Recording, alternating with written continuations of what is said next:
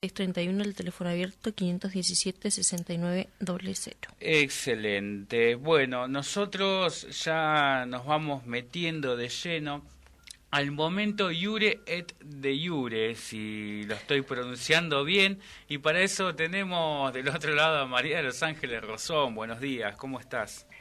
Hola, buenos días, ¿cómo les va? Bien, esa era la sorpresa, ese era el nombre de Sí. sorpresa. Me sacaron una sonrisa.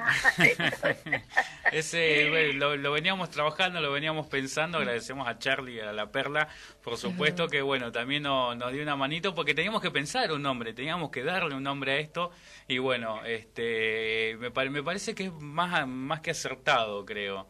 Bueno, También. contundente, difícil para acordarse, pero contundente. Por supuesto. Para quien no sabe, me gustaría que lo diga usted, qué es lo que significa, justamente.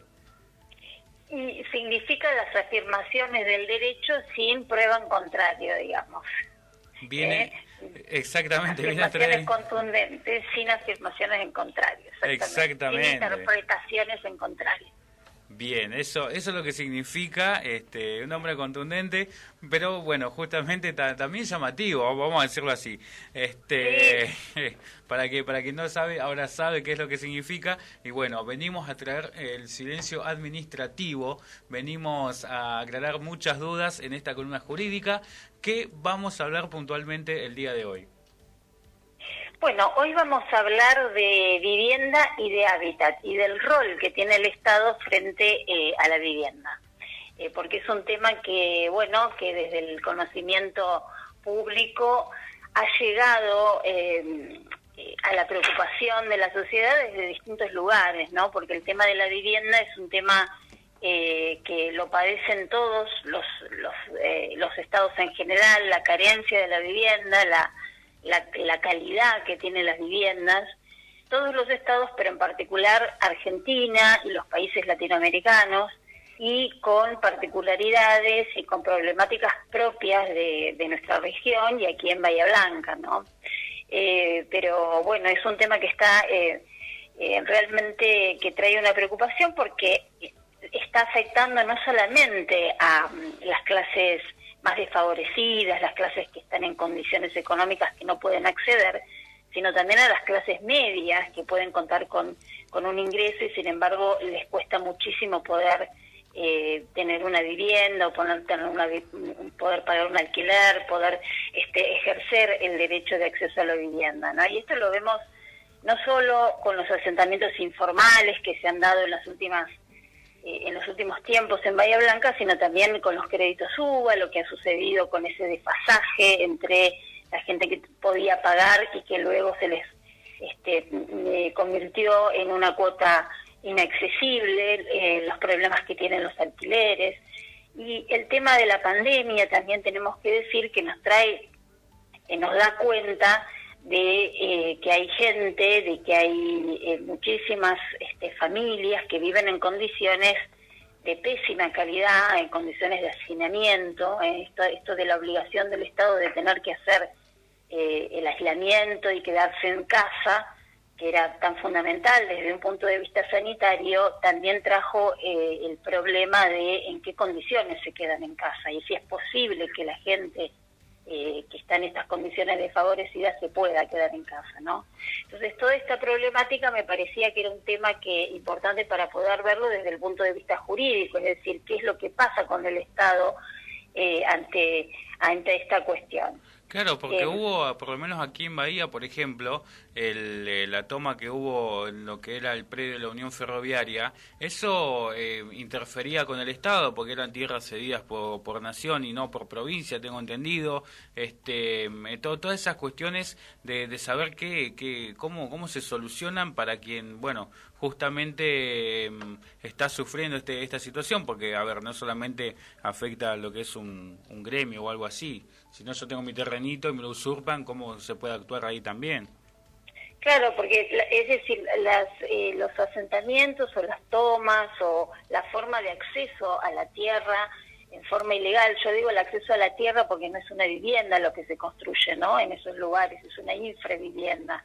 Siempre son asentamientos en los que los que se llevan a cabo por personas desfavorecidas económicamente, y digamos que lo que se tiene que ver en relación a esto son varias cuestiones. O sea, uno lo puede ver el rol del Estado en relación al asentamiento propiamente dicho, a lo que hace una vez que ya se produjo ese asentamiento o con anterioridad. O sea, hay responsabilidades antes de esas tomas ilegales del Estado, hay responsabilidad durante y hay responsabilidad con posterioridad a esas tomas. Y por supuesto que es preocupante esto que marcas vos de este asentamiento, porque se puede dar tanto en predios que son del Estado y también en predios que son privados, y es injusto también para las personas que tienen un terreno no poder acceder al mismo, porque hay gente que ha accedido de manera no permitida, ¿no? O de forma ilegal. Por eso digo que es una problemática que abarca a todas las clases sociales, inclusive muchas veces estos terrenos que están localizados en la zona periferia, que son terrenos que tienen características urbanas ya desfavorables de por sí, porque no tienen acceso a los servicios, porque están a veces en zonas inundables y demás. Estos terrenos muchas veces hay propietarios que tampoco pueden acceder porque no tienen, que quieren acceder, que quieren hacerse su vivienda y que tampoco las condiciones económicas se los permiten. Y hay algunos que no quieren acceder, digamos, que ya tienen su vivienda y que tienen esos terrenos. Es decir, es injusto, produce injusticias, la falta de vivienda produce injusticias desde todo punto de vista. Y también produce delito y también produce aprovechamiento de personas en relación a otras que quieren hacer negociados en relación a las tierras cuando hay carencia y cuando hay sobre todo una falta de regulación, ¿no? Y una falta de presencia del Estado, porque digo, el rol del Estado tiene que estar con anterioridad a la toma, ¿no es cierto? Nosotros en la provincia tenemos un déficit habitacional hay 1.240.000 familias que no tienen vivienda, que tienen problemas con vivienda. El 50% de esas familias tienen problemas de las condiciones de vivienda que tienen, y el otro 50% no tiene directamente. Entonces esta es una situación que en una cuestión de crisis económica que influye en el hecho de poder acceder a la vivienda, en algún momento estalla en estas situaciones que se dan de ilegalidad, ¿no? Que siempre estamos hablando de, cuando hablamos de tomas o de acceso a las tierras en forma compulsiva, es al margen de la legalidad y en la comisión de un delito. Claro, eso es lo que llama un poco la atención, porque esto de la legalidad y bueno, esto del delito. Mencionabas que el Estado tiene que actuar antes, pero ¿cómo es que puede? Porque uno puede quizás poner lo que es el procrear o esos planes de vivienda, pero no todos tienen accesibilidad al mismo. ¿Cómo es que puede intervenir el Estado antes justamente de que se produzcan estas tomas? Porque es complicado. Sí, es complicado desde las políticas públicas, pero es una obligación. Es Sí, decir, por supuesto. es una obligación. Entonces, ¿desde dónde se puede, cuál es el papel que tiene que cumplir? Bueno, con anterioridad a esto, para evitar esto antes del acceso ilegal, es a través de políticas públicas en relación a la vivienda y al hábitat. Claro. No solo políticas públicas de eso, sino también políticas públicas integrales, porque con la vivienda no se soluciona, es decir, hay que tener trabajo, hay que tener servicios y demás. Pero el problema del acceso a la vivienda, y ahí primero hay que ver cuál es el problema, detectar cuál es el problema y cuál es el rol del Estado en esto, ¿no? Porque son multicausales. Es decir, no podemos, tenemos que hacer un recorte por un tema de tiempo y las causas son realmente muy graves que llevan, digamos, a hacer esto, a la comisión de estos delitos. Pero cuando se tratan de explicar las causas, la gente entiende, y esto yo quiero que quede claro, cuando se trata de explicar las causas de los delitos, la gente entiende que se los está justificando. Y desde el derecho de ninguna manera se los justifica. Desde el derecho hay una ciencia que se llama la criminología, que es parte, digamos, de del derecho penal, que lo que hace es explicar las causas para evitarlas. Explica las causas para que el Estado tome un rol y evite que se produzcan los delitos. ¿Y si no los evita? Entonces, no lo justifica, sino que lo que tiene es que evitarlos.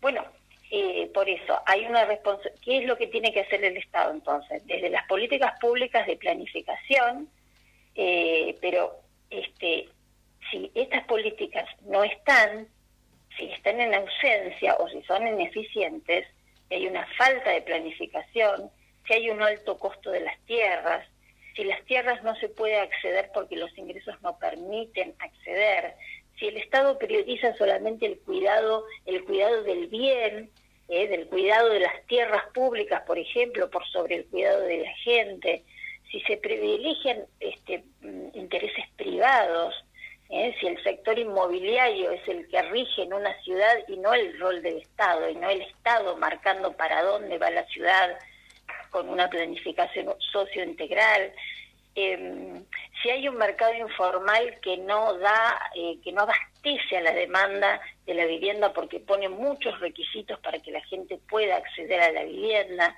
si toda esta situación se da, es muy probable, es altamente probable que si a esto le suman las condiciones socioeconómicas, es muy probable que se produzca la comisión de delitos.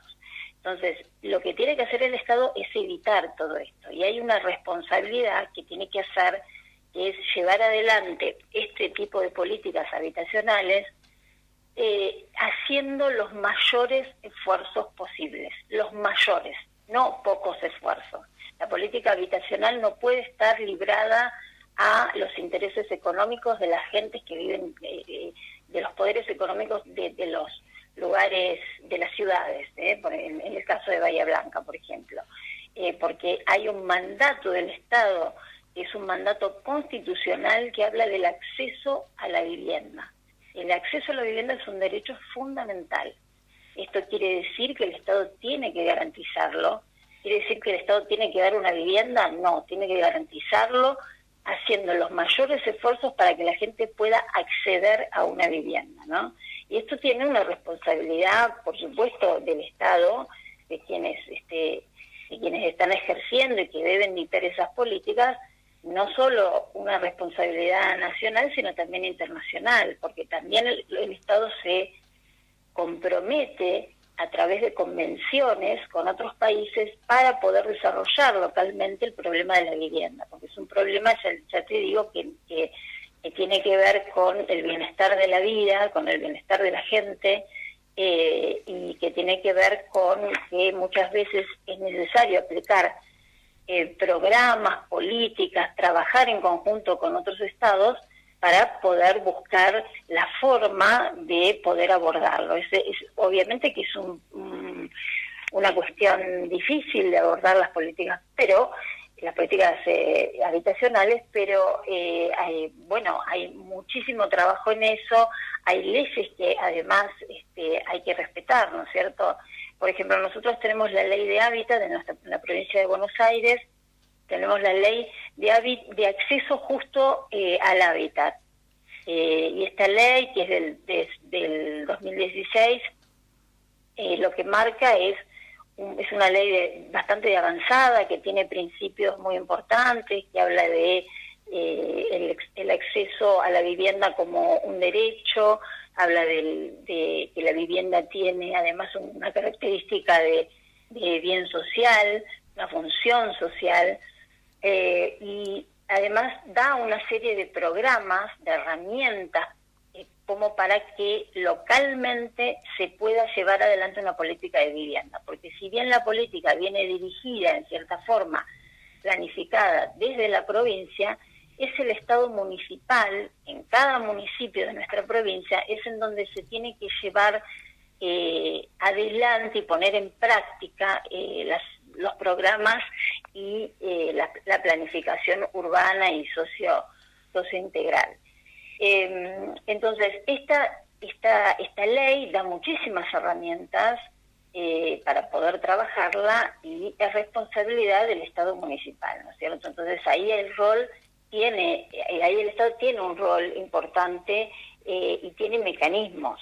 ¿Cómo se lleva adelante? A través de una decisión política, a través de generar presupuesto, de asignar presupuesto y de trabajar en conjunto, por supuesto, con no solamente con la provincia, sino, yo te digo, hay programas también que son internacionales que se pueden implementar, hay inclusive organismos internacionales que ayudan, el Banco Interamericano de Desarrollo, los programas que tiene la ONU, Claro. la Organización de Naciones Unidas, es decir, hay un montón de cuestiones. El tema es, localmente, si cada intendente tiene la decisión política de llevar adelante una planificación a largo plazo, quizá de manera progresiva, por supuesto, pero una planificación en fin, ¿no? Una intervención por parte del Estado. Y esto es lo que tenemos que evaluar. Entonces esto da cuenta, digamos, si hay una buena planificación, si hay buenas políticas o si se está trabajando en eso, el grado de delictividad seguramente va a minorar, ¿no? Porque también tenemos que ver cuál es el rol del Estado en esa prevención del delito. Claro. ¿Esto es un delito? Sí, bueno, pero ¿qué hace el Estado también desde la prevención, ¿no? Y entonces tiene toda esta fase de políticas públicas habitacionales que estoy nombrando, pero además también hay un sistema penal que tiene que dar respuestas y que tiene que dar cuentas en el momento en que deba ser utilizado. La idea es que no se tenga que utilizar, es que no hayan este tipo de delitos y que la gente no pase por estas situaciones, los propietarios de los predios y tampoco las personas que no tienen vivienda y que están en condiciones que están viviendo en condiciones infrahumanas. Esto que contaba, ¿no? Que estos accesos ilegales a la tierra se producen en terrenos vacantes que pueden ser de dominio del Estado o de dominio de los particulares. Entonces son dos supuestos diferentes. En el caso de que estén en el dominio del Estado, ahí lo que tiene que hacer entiendo yo, es evaluar, es ponderar qué es lo que se prioriza. Claro. Estamos hablando estamos hablando que se llegue a esa situación porque hubo una política errática o insuficiente en el tema habitacional, ¿sí? Entonces, una vez que eso se produce, esa ineficiencia, se produce el acceso ilegal a la tierra. Entonces, de esto se tiene que hacer cargo el Estado, el gobierno, ¿no? Quienes están gobernando. ¿Y de qué manera? Entonces, deberá primero hacer una ponderación. ¿Qué es lo que interesa? El cuidado que tengo respecto del bien, porque es un bien público y porque los bienes tienen que ser preservados y conservados en el estado en que están, o se prioriza que la gente que no tiene vivienda esté allí hasta que aplico, mientras tanto, una política de vivienda en relación a esto. ¿Cómo empiezo a trabajar con esta gente? ¿La expulso? ¿Le paso topadoras, como en el caso que sucedió, recuerdan ustedes, en el caso de Spur, que de un día para otro habían asentamientos y el municipio aquí en Bahía Blanca mandó las topadoras para las expulsiones? Sí. ¿Esa es una política? O lo que hay que hacer es seguir los cánones que nos dice la ley.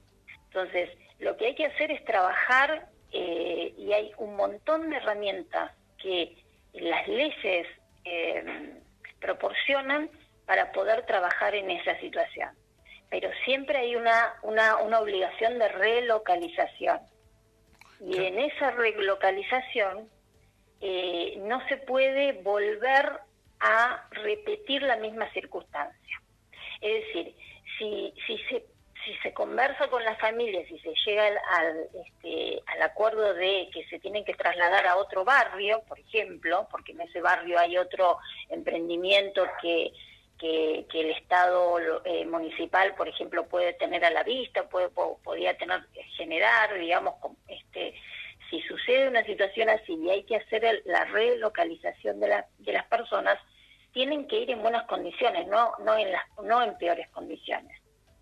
Es decir, tienen que tener los accesos a los servicios, tienen que tener la posibilidad de poder vivir en las condiciones más dignas que sean posibles, poder ver de qué manera se les otorga la vivienda, lo que se llama vivienda social, ¿no es cierto?, vivienda para los sectores populares, que evidentemente no está porque se produce ese asentamiento. Entonces, es una situación de hacerse cargo, pero estamos hablando de seres humanos, de familias, de niños, y hay que seguir los protocolos. Para las expulsiones hay que seguir protocolos. Como no hay un protocolo establecido por ley, la Corte Suprema delineó un protocolo que es obligatorio en el caso de las expulsiones. Y esto hay que seguirlo a rajatabla, porque esta es obligación del Estado, ¿no? Entonces hay un protocolo de desalojo. Primero lo que se tiene que ver si ese asentamiento está inscrito en el registro de asentamientos de barrios populares que hay en la provincia de Buenos Aires. Hay un registro que eso lo proporciona, fue creado por la Ley de Hábitat. Hay un registro en donde se toma cuenta, cada municipio informa o debería informar los asentamientos informales. ¿Para qué? Para ejercer la represión, no, para tomar políticas en relación a eso. Si no se sabe la cantidad de gente en condiciones de pobreza y de falta de vivienda, nunca se va a poder hacer una planificación en relación a esto. Entonces, lo primero que hay que hacer es ver si esto está dentro de la ley, el protocolo, dice que tiene que verse si está dentro de ese registro. Porque si está dentro de ese registro, probablemente esté dentro de algún plan o alguna política que ya se esté gestando. Puede suceder que no. Luego lo que se solicita es que cuando el fiscal va a pedir la orden de desalojo, porque ya hubo obviamente una denuncia penal, porque estamos todos de acuerdo que esto es un delito, el fiscal, para poder llevar adelante ese desalojo, tiene que primero hacer un informe en relación a la cantidad de gente que hay, quiénes son los ocupantes, tiene que informar a ver si hay instigadores, si hay otro delito además, como por ejemplo comercio de tierras en ese mismo predio fiscal. Puede tomar declaraciones testimoniales, tiene que hacer un croquis del lugar, fotografías, hacer todo un acompañamiento documental para que el juez de la causa tome real dimensión del tipo de asentamiento que se está tratando de desalojar. Después tiene que constatar que no haya algún juicio en relación a ese bien. Hay que dar lugar y notificar al defensor del pueblo. La Defensoría del Pueblo es el organismo administrativo que interviene en el caso de violaciones de derechos humanos, porque acá lo que se tiene que preservar es que ese desalojo se dé respetando los derechos humanos, ¿no? Claro, ahí es cuando entra, o sea, yo disculpa que te interrumpa, pero Sí. me quedó la duda con esto del desalojo, todo el acompañamiento documental que tiene que llevar a cabo el fiscal. Eso va también quizás de la mano con esto de la relocalización, de estas personas en otro lugar, acompañar esa documentación junto con esto que hace un ratito mencionaba de localizarlos en un lugar donde tengan, digamos, acceso a los diferentes servicios? Claro, digamos, esta es la cuestión que se hace desde el Poder Judicial. Claro. ¿A los fines de qué? A los fines de que se tomen las máximas medidas para respetar la integridad de la gente, que no haya un atropello de derechos. Eso por un lado. Y eso, obviamente, por otro lado está el Poder Ejecutivo, que es el gobierno de la ciudad, que tiene que tomar, además, puede valerse de la información que le da el fiscal a los fines de tomar una decisión habitacional en relación a esto y la relocalización, por ejemplo. Claro, claro, por supuesto. Puede valerse de eso. No debería valerse de eso, porque en realidad ya el Estado tiene que saber quiénes están, si es una situación prolongada, se debe informar al registro a los fines de poder decir, bueno, hay tanta gente que necesita vivienda, están en estos terrenos, bueno, hay otros terrenos que son vacantes, bueno, ¿cuál es la política habitacional que se hace en relación a todo este colectivo? Entonces, pero bueno, yo estaba contando qué es lo que se hace desde lo penal, ¿no? Con la intervención, con la denuncia penal, antes de proceder el desalojo, en la parte penal, son todas estas cuestiones que se piden, ¿no? La intervención del defensor, la intervención de gente de la subsecretaría de Hábitat, a los fines de poder lograr que no haya violencia, que si se tiene que desocupar, se lo haga en la forma más humana posible y respetando la totalidad de los derechos. Si hay utilización de fuerza pública, se puede llamar a la fuerza pública en los casos de que exista violencia, por supuesto, pero si no, la fuerza pública nada más acompaña. Siempre cuando están en juego derechos humanos, que tiene que ver con dónde esa gente va a ir a vivir, siempre que están en juego esto, hay que tener una proporcionalidad entre las medidas que se toman y las restricciones de derechos que se hacen. Es decir, siempre se tiene que ver que si se lleva adelante algún tipo de restricción, por ejemplo, que se trate de un predio privado y no sea un predio del Estado, y momentáneamente el dueño está privado de ese derecho, bueno, las medidas que tome el Estado tienen que ser proporcionales a esa restricción, ¿no es cierto? No se podrá ejercer, por ejemplo, algún tipo de violencia. La violencia convoca a más violencia. Claro, Nosotros hemos tenido, lamentablemente, claro, como pasó allí, pero la violencia ejercida desde el Estado es tremenda. Está absolutamente prohibida desde todo punto de vista. Pasar con una topadora por los lugares en donde la gente construye esas infraviviendas, pero quieren los lugares donde estaban viviendo, es una situación absolutamente violatoria de toda norma jurídica de derechos humanos, ¿no?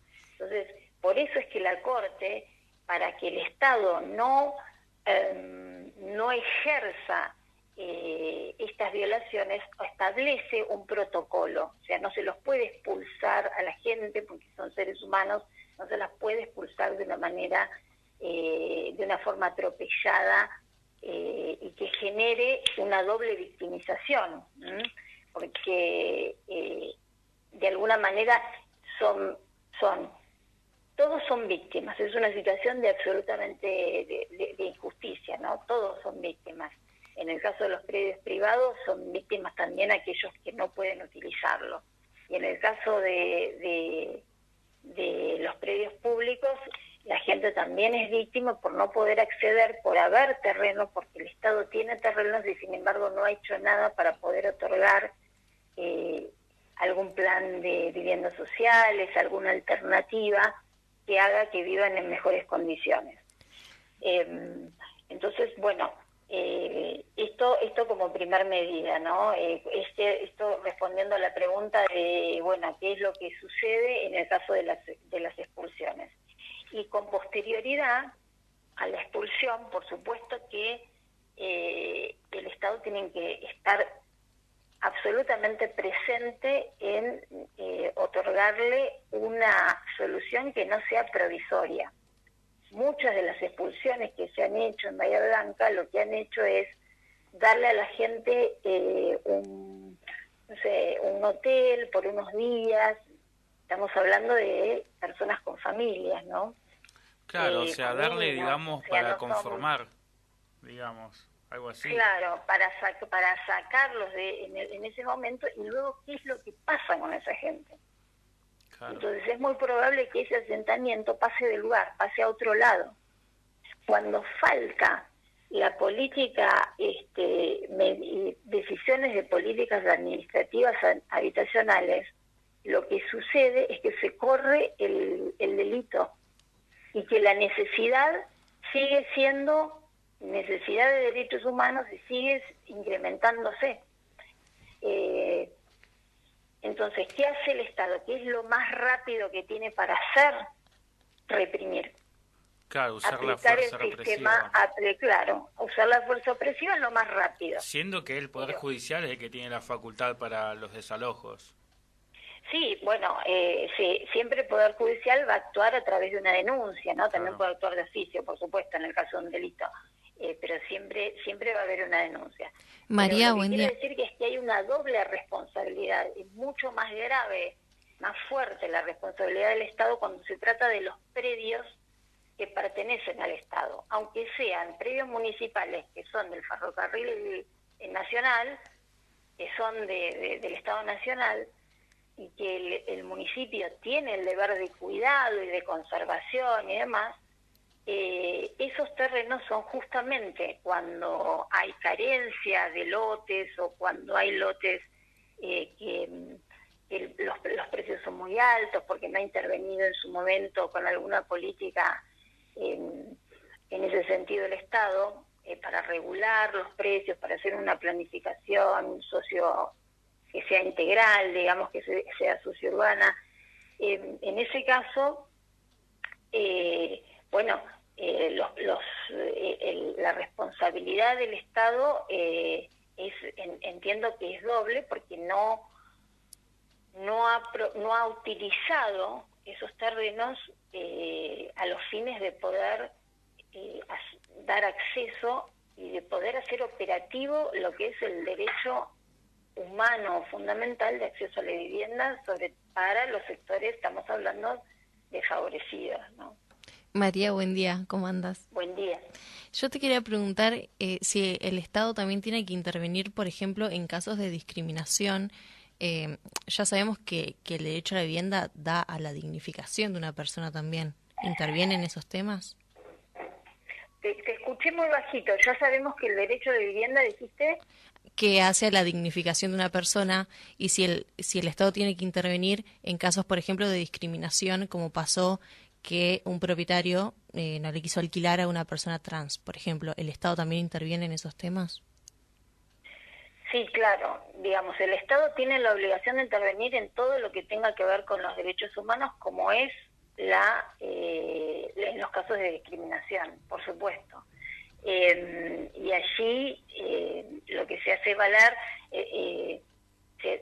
digamos, ahí va a tener prioridad, entiendo yo, que en la ponderación entre el derecho del propietario de que viva quien él quiera y si hay una situación de discriminación que tiene que ver por la condición de género de la persona, quien es víctima puede hacer la denuncia si es ese el motivo. Sí. Si el motivo es ese, es el género, por ejemplo, pues entonces claramente hay una actitud discriminatoria. Claro. Porque sí. Tiene que ver con esto, porque el Estado tiene que estar presente en la dignidad de la gente. Claro, y obviamente se relaciona con el tema de derechos humanos. La dignidad. Claro. Bien, interesante lo que hemos abordado hoy, cómo tiene que intervenir el Estado, no solo en la prevención, sino también cuando se está, bueno, cuando se gestó y posteriormente, bueno, justamente a lo que es el cometido del delito. Y bueno, te agradecemos realmente este momento iure et de iure, lo agradecemos Bueno, muchísimo, bueno, y en 15 días nos vamos a ver de nuevo. nos vamos a ver de nuevo con alguna temática que ustedes propongan y que entiendan que la gente está interesada. Bien, perfecto. Muchísimas gracias, María, por aclarar estas dudas y cómo, bueno, también el lado B, digamos, de lo que está pasando, el lado jurídico, es interesante saberlo. Muchas gracias. Bueno, gracias a ustedes. Adiós.